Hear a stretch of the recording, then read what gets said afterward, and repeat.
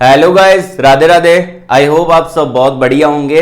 देखिए, आज जो वैकेंसी मैं लेकर आया हूं उसके अंदर एक बहुत बड़े स्टील प्लांट के द्वारा नोटिफिकेशन आउट किया गया है और फ्रेशर कैंडिडेट के लिए वैकेंसी है। और सबसे बड़ी बात यह है यहां पे कि आपका जून 2025 तक आपका ज्वाइनिंग यहां पे हो जाएगा। देखिए, बहुत बारी क्या होता है कि हम अप्लाई करते हैं, हमारा सिलेक्शन हो जाता है और ज्वाइनिंग हमको मिलती नहीं और बहुत टाइम के बाद मिलती है, तो हमारा बीच में टाइम भी बहुत सारा वेस्ट हो जाता है। तो यहां पे आपको इंतजार नहीं करना पड़ेगा, जून 2025 तक आपकी ज्वाइनिंग हो जाएगी। और यहां पे फ्रेशर कैंडिडेट के लिए वैकेंसी है। लगभग जो आपका सीटीसी रहेगा 3.2 एलपी आपका सीटीसी देखने को मिलेगा। और यहां पे बात की जाए, जो कंपनी आपको देखने को मिल जाता है वो आपका जेएसडब्ल्यू स्टील ने अभी रिसेंटली एक नोटिफिकेशन आउट किया है फ्रेशर कैंडिडेट के लिए। एक्सपीरियंस यहां पे नहीं मांगा। अब देखिए, आपके मन में सवाल आ रहे होंगे कि यहां पे सर की क्वालिफिकेशन क्या है, ब्रांच कौन सी एलिजिबल है, पास आउट ईयर कौन सा एलिजिबल है, सीटीसी क्या है, जॉब लोकेशन क्या है। ये चीजें मैं आपको पहले बता रहा हूं। आप में से किसी भी बच्चे का टाइम वेस्ट यहां पे नहीं होगा, तो वीडियो को लाइक कर देना। अब देखिए, वैकेंसी है भाई बिल्कुल फ्रेशर कैंडिडेट के लिए। एक्सपीरियंस यहां पे इन्होंने नहीं मांगा, डिमांड ही नहीं कर रखा। और यहां पे जो आपका पोजीशन रहेगा वो आपका रहेगा ट्रेनी का। अब ट्रेनी के अंदर भी आपका डीटी का पोजीशन इन्होंने निकाला है, डिप्लोमा इंजीनियर ट्रेनी। अब डीटी के पदों पर कौन अप्लाई कर सकता है? यहां पे डिप्लोमा कैंडिडेट अप्लाई कर सकता है। बी बीटेक वाले एलिजिबल यहां पे नहीं है, ठीक है ना। बी बीटेक वाले अप्लाई नहीं कर सकते। अगर आप में से किसी भी बच्चे ने बी बीटेक किया है तो वीडियो को स्किप कर सकता है। स्किप करने से पहले कमेंट बॉक्स में अपनी ब्रांच को कमेंट करके जरूर से जरूर बता देना। मैं आपको नेक्स्ट वीडियो के अंदर उससे रिलेटेड जॉब अपडेट प्रोवाइड करवा दूंगा और वीडियो को लाइक कर देना। अब यहां पे आपके मन में एक सवाल और आ रहा होगा कि सर कौन सी ब्रांच है, बता दो। यहां पे जो ब्रांच एलिजिबल है, पहली तो आपकी इलेक्ट्रिकल है, दूसरी आपकी यहां पे मैकेनिकल है और एक और ब्रांच है वो आपकी इलेक्ट्रॉनिक्स है। इलेक्ट्रिकल, मैकेनिकल और इलेक्ट्रॉनिक्स ब्रांच को एलिजिबल किया है। देखिए, इलेक्ट्रिकल के लिए वैकेंसी आती है, मैकेनिकल के लिए आती है, लेकिन इलेक्ट्रॉनिक्स ब्रांच के लिए वैकेंसी बहुत कम आती है। तो अगर आपका कोई दोस्त है, ठीक है ना, उनको वीडियो शेयर कर देना। इलेक्ट्रॉनिक्स ब्रांच यहां पे एलिजिबल है, इलेक्ट्रिकल भी एलिजिबल है और मैकेनिकल भी एलिजिबल है। सिविल वालों के लिए वैकेंसी यहां पे नहीं है। पास आउट ईयर भी बता देता हूं, 2025 में जो पास आउट होने वाले हैं वही एलिजिबल है, बाकी और कोई दूसरा पास आउट ईयर वाला कैंडिडेट इसको अप्लाई नहीं कर सकता। अब एक पॉइंट मैं आपको बता देता हूं, यहां पे क्लियर कर देता हूं। जैसे कि मैं बहुत सारे बच्चों से बात करते रहता हूं टेलीग्राम पे, ठीक है। तो यहां पे सिलेक्शन कैसे होता है? अगर आपका सिलेक्शन हो गया और आपकी फैमिली में अगर कोई भी व्यक्ति काम कर रहा है जेएसडब्ल्यू स्टील के अंदर, तो आपको ज्वाइनिंग यहां पे नहीं मिलेगी, ठीक है ना। तो अगर आपकी फैमिली में कोई फैमिली मेंबर जेएसडब्ल्यू स्टील में काम कर रहा है तो वहां पे ऐसा रहता है कि एक कंपनी में एक ही बंदा ही काम कर सकता है, ठीक है। मैंने बहुत सारे बच्चों से बात की है, बहुत सारे बच्चे यहाँ पे इंटरव्यू तक क्लियर कर चुके हैं, फिर लास्ट में उनका ज्वाइनिंग नहीं हुआ, ठीक है ना। तो यहाँ पे ध्यानपूर्वक अप्लाई करना। अगर आपकी फैमिली में कोई जेएसडब्ल्यू स्टील में काम करता है तो आपका यहाँ पे सिलेक्शन मतलब कि फिर वो आगे नहीं लेते, ठीक है ना। मैंने बच्चों से बात करके सुना है, वही मैं आपको बता रहा हूँ, ठीक है। और यहाँ पे मेडिकल एग्जाम भी आपका होता है। तो बिना टाइम वेस्ट किए भाई डायरेक्टली हम चलते हैं इनके ऑफिशियली नोटिफिकेशन की तरफ। वीडियो को लाइक कर देना, पहली बार चैनल पे विजिट कर रहे हो चैनल को सब्सक्राइब और बेल आइकन को प्रेस कर लेना। नोटिफिकेशन को डायरेक्टली ओपन कर लिया है। अब बेसिकली क्या है ना कि ये जो वैकेंसी का अपडेट है वो दिया गया है के यूनिवर्सिटी है, ठीक है, उनके द्वारा ये नोटिफिकेशन का अपडेट दिया गया है for a diploma engineer trainee 2025 pass out. ये आपका पूल कैंपस रहेगा। अब इसके अंदर ऑल ओवर इंडिया के कैंडिडेट पार्टिसिपेट कर सकते हैं, कहीं से भी अगर आप बिलोंग करते हैं तो, ठीक है। अब इंटरव्यू आपका होगा ऑन कैंपस होगा, तो इसमें कोई भी अदर ऑप्शन अवेलेबल नहीं है क्योंकि ये आपका पूल कैंपस है। तो यहां पे आपको इस जगह जाके इंटरव्यू देना पड़ेगा, ओके।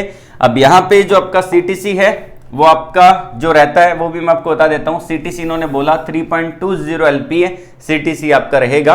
बेसिकली यहां पे क्या रहता है कि 2 साल का ट्रेनिंग रहता है। फर्स्ट ईयर आपको 2.4 एलपी मिलता है, सेकंड ईयर आपको 3.2 एलपी मिलता है, ठीक है। और यहां पे eligibility criteria diploma engineering 2025 only eligible है, ठीक है। उसके बाद यहां पे अगर बात की जाए कि आपका जो ज्वाइनिंग होगा वो आपका जून 2025 में ही आपको ज्वाइनिंग करवा देंगे।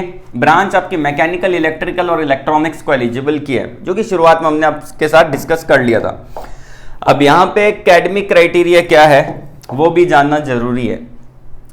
आप यहाँ पे 60% के साथ पास होने चाहिए 10th 12th और आपका डिप्लोमा के अंदर, ठीक है। तो ध्यान रखना 60% से कम है तो एलिजिबल नहीं है। डिप्लोमा फर्स्ट क्लास 60% अबव, ये दोबारा बोला है, डिप्लोमा के अंदर भी और 10th 12th के अंदर भी, ठीक है। एज लिमिट आपका यहाँ पे 23 साल से ज्यादा नहीं होना चाहिए। 1 अप्रैल 2025 तक एज लिमिट काउंट होगा। डिप्लोमा पासिंग ईयर 2025 एलिजिबल है। बैकलॉग आपका नहीं होना चाहिए। लेटरल एंट्री कैंडिडेट जो है ITI प्लस डिप्लोमा वो एलिजिबल नहीं है, ठीक है ना, यहाँ पे साफ तौर पे मेंशन कर दी है। एज है आपकी 18 से 23, मेल फीमेल दोनों एलिजिबल है। प्रोफाइल जो आपका रहेगा क्वालिटी कंट्रोल का, मेंटेनेंस का और प्रोडक्शन का रहेगा। कर्नाटका का जॉब लोकेशन है। अब यहाँ पे बात आती है कि आपका सिलेक्शन कैसे होगा। आपका एक ऑनलाइन टेस्ट होगा, उसके बाद GD होगा, उसके बाद टेक्निकल एंड HR राउंड होगा, तो ये आपका सिलेक्शन प्रोसेस देखने को मिलेगा। JSW कंपनी का डिटेल यहाँ पे दे दिया है, जिसको आप अच्छे से देखना चाहें तो देख सकते हैं, ठीक है। उसके बाद आ जाता है कि डॉक्यूमेंट रिक्वायर्ड, 2 आपको कॉपी चाहिए अपडेटेड रेज्यूमे का, आपका फोटोग्राफ होना चाहिए, 2 एजुकेशनल डॉक्यूमेंट्स आपके पास होने चाहिए, ठीक है। उसके बाद 2 कॉपी आपके पास होना चाहिए गवर्नमेंट ID प्रूफ, जैसे कि पैन कार्ड, आधार कार्ड, ड्राइविंग लाइसेंस जो भी है। और इनका चैनल का जो इनका मतलब कि जो KK यूनिवर्सिटी है उनका व्हाट्सएप चैनल का लिंक दे रखा है, देखना चाहें तो देख सकते हैं। अब बात आती है कि अप्लाई कैसे करना है, ध्यानपूर्वक देख लीजिएगा। देखिए यहाँ पे जहां पे स्टार दे रखा है वो मैंडेटरी है, तो फर्स्ट नेम आएगा, व्हाट्सएप के मोबाइल नंबर आपके आ जाएंगे, ठीक है ना, वो आपको अच्छे से डाल देने हैं। उसके बाद कॉन्टैक्ट नंबर, ईमेल ID। अब देखिए बच्चे गलती क्या करते हैं कि ईमेल ID गलत डाल देते हैं, तो गलत ईमेल ID मत डालना, क्योंकि जो आपका ऑनलाइन असेसमेंट होगा वो ऑनलाइन असेसमेंट जो होने वाला है उसका ईमेल पे ही लिंक आपको मिलेगा। अब यहाँ पे आ जाती है कि आपका DOB क्या है, डेट ऑफ बर्थ क्या है, तो यहाँ पे दे रखा है पहले आपका डे है, उसके बाद आपका मंथ है, उसके बाद आपका ईयर है। तो ध्यानपूर्वक आप फिल करिएगा, MDY के अकॉर्डिंग नहीं है, पहले आपका किस दिन जन्म हुआ है, कौन से महीने में हुआ है, कौन से साल में हुआ है, वो आपको डालना है। आपका जेंडर यहाँ पे आ जाएगा, मेल फीमेल जो भी है उसके अकॉर्डिंग आप यहाँ पे डाल सकते हैं। उसके बाद आ जाएंगे यहाँ पे आपके 10th के कितने परसेंटेज हैं वो आप फिल करेंगे, 12th के कितने परसेंटेज है वो आप डालेंगे। अब जैसे कि क्या होता है ना कि कभी कभी बच्चे 10वीं के बाद सीधा 12वीं कर लेते हैं, 12th कर लेते हैं, 12th के बाद कर लेते हैं, उनके मन में आ जाता है यार डिप्लोमा कर ले, ठीक है। तो अगर आपने 12th किया है तो आप परसेंटेज डालेंगे, अगर नहीं कर रखा तो आप इसको खाली छोड़ देंगे, इसको आपको फिल नहीं करना है, क्योंकि यहाँ पे 10th के आगे स्टार दे रखा है, 12th के आगे स्टार नहीं दे रखा है। जहां पे स्टार दे रखा है वो आपका मैंडेटरी ऑप्शन है, मतलब क्या होता है उसका कि आपको फिल करना ही पड़ेगा। जहां पे स्टार नहीं दे रखा वो आपका मैंडेटरी नहीं है, उसको आप खाली छोड़ सकते हैं। अब देखिए डिप्लोमा के आगे स्टार दे रखा है, ये आपका मैंडेटरी रहेगा क्योंकि ये वैकेंसी है DET का, तो यहाँ पे मैंडेटरी रहने वाला है। उसके बाद आ जाता है कि आपका स्पेशलाइजेशन क्या है, तो हमने पहले डिस्कस कर लिया था, इलेक्ट्रिकल, मैकेनिकल और इलेक्ट्रॉनिक्स ब्रांच को एलिजिबल किया है, ठीक है। तो जो भी आपकी ब्रांच है, चाहे इलेक्ट्रिकल है, इलेक्ट्रॉनिक्स है या फिर मैकेनिकल है, उनमें से किसी एक ब्रांच को आपको सिलेक्ट करना है। उसके बाद आ जाता है यहाँ पे डिप्लोमा ईयर ऑफ पासिंग 2025 ही आपको डालना पड़ेगा।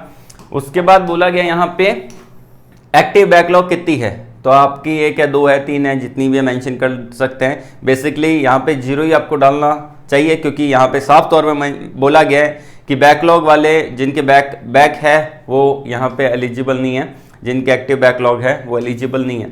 कॉलेज का नाम आ जाएगा, कॉलेज सिटी नेम आ जाएगा। अब देखिए KK यूनिवर्सिटी के द्वारा जो नोटिफिकेशन निकाला गया है, ठीक है, उसके अंदर कॉलेज का नाम भी आपका पूछा है।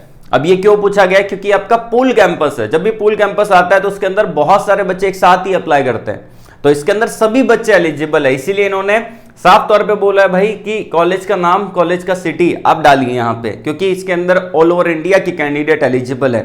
अगर ये वहीं के छात्रों के लिए निकाला जाता, वहीं के स्टूडेंट के लिए निकाला जाता, तो यहाँ पे ये मांगते नहीं, ठीक है। तो यहाँ पे मांगा है मतलब कि ऑल ओवर इंडिया के कैंडिडेट एलिजिबल है। और ये आपने ग्रुप ज्वाइन कर ली, यस और नो, और सबमिट का बटन है, इस पर क्लिक करके आप सबमिट कर देना।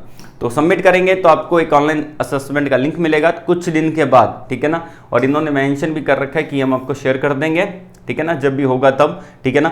तो कुछ दिन के बाद लिंक मिलेगा, फिर उस पर ऑनलाइन असेसमेंट देना है, या फिर आपको डायरेक्टली इनके यूनिवर्सिटी में जाके भी आप असेसमेंट दे सकते हैं, क्योंकि इन्होंने मेंशन नहीं कर रखा कि ऑनलाइन होगा कि ऑफलाइन होगा, वो डिपेंड करेगा कि ये कैसे कंडक्ट करवा रहे हैं, ठीक है।